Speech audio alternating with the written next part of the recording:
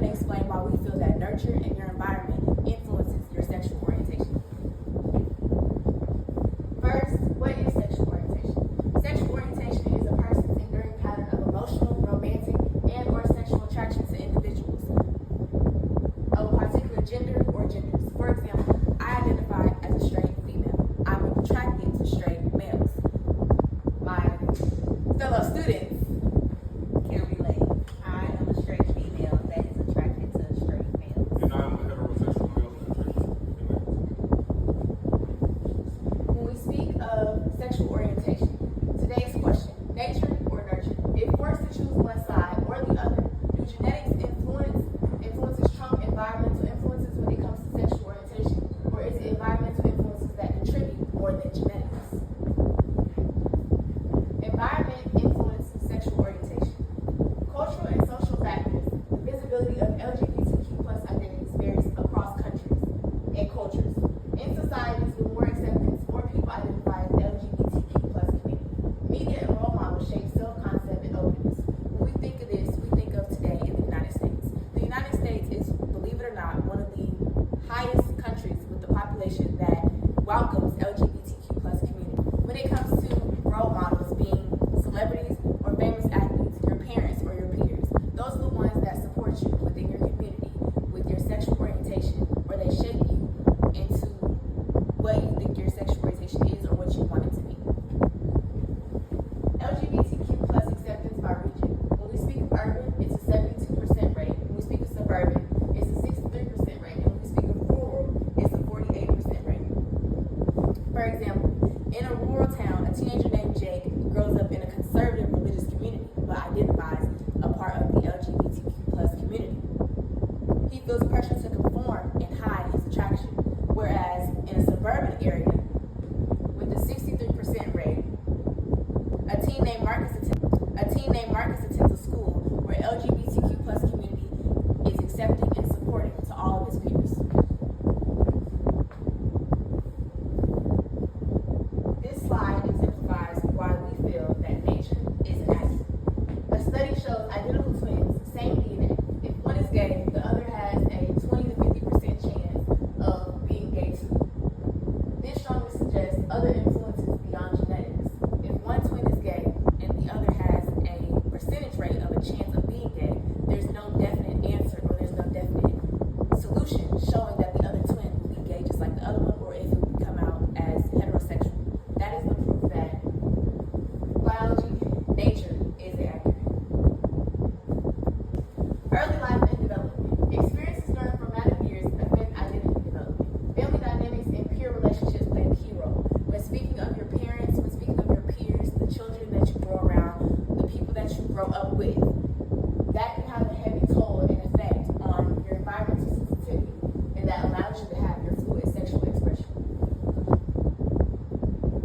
A prime example to relate back to what I said before, this is a chart that exemplifies the percentage identifying as LGBTQ plus in Black communities. We know that it's common knowledge in Black communities being bisexual, identifying as a gay woman or man, or identifying as any member of the LGBTQ plus community is not heavily accepted, especially when it comes to Black men.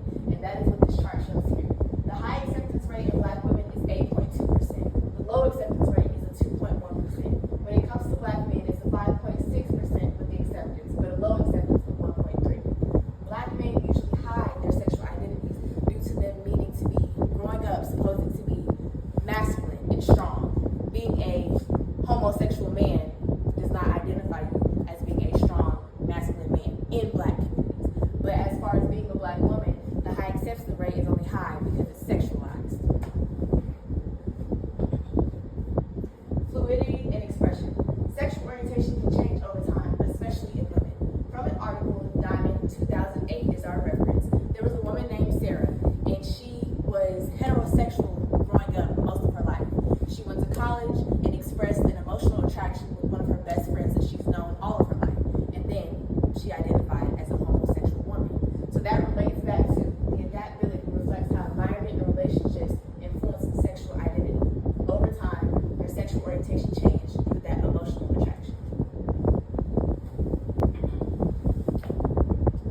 Furthermore, the United States is the most accepting when it comes to the LGBTQ plus community. When it comes to other countries, some of them can have religious differences with the LGBTQ plus. So many of them will hide their sexuality due to traditions and religion shining against it. Here is the chart expressing the LGBTQ plus identification by country. When we speak of the LGBTQ plus identification by country, we speak of cultural influence. As you can see, like I said before, the United States has a high acceptance rate. But when it comes to Brazil, Japan, and Nigeria, their acceptance rates are low because they share cultural indifferences. They share religious indifferences that the United States doesn't have. In the United States, we're freedom of speech, freedom of religion. But in these countries, they have a strict religion and strict traditional influences to where most do not identify proudly with their sexual orientation. And this goes to our stance that nurture wins. Many people share that their understanding of their sexual identity grew over time. Sarah's grew over time. Shaped by interactions, relationships, and emotional safety, not by biology alone. Personal insight. Many people share that their understandings of their sexual identity grew over time, was shaped by interactions and emotional safety, or was not fixed or biologically predetermined. Final reflection. Why nurture matters. When we say identity is nurture, that's just not a poetic idea. It's a real process shaped by the people, places, and conditions around us. So let's break that down. What does nurturing actually look like in practice?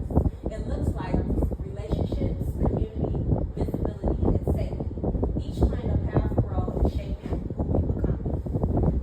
Relationships shape how we see ourselves and what we feel, say expressly. Community provides connection, language, and the space to grow. Visibility helps people imagine possibilities they didn't know existed. And lastly, safety allows identity to evolve without fear or shame. In conclusion, nurture doesn't choose our identity, it gives us the freedom to find it. Conclusion.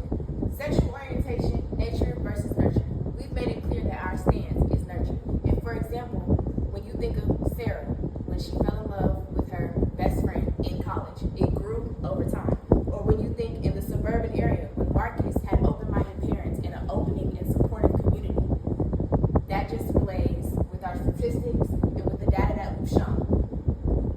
So whenever you think of sexual orientation, Remember, nurture doesn't choose